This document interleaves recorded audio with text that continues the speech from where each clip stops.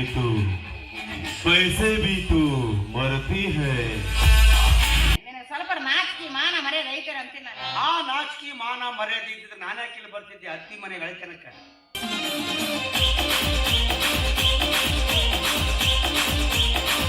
ನೀ ಹುಟ್ಟೋದಕ್ಕೆ ಮೂಲ ಕಾರಣ ನಾನಂದ್ರೆ ನಿಮ್ಮಪ್ಪ ನಾನು. ಮಾದೇವಿ ಈ ತಾನೇ ನೀನೇ ಹೇಳಿದೆಯಲ್ಲ, ಪತಿ ಆಜ್ಞೆಯನ್ನ ಶಿರಸಾವಹಿಸಿ ಪಾಲಿಸಬೇಕಾದ್ದು ಸತ್ಯ ಧರ್ಮ ಅಂತ. ಹೀಗಿರ್ಬೇಕಾದ್ರೆ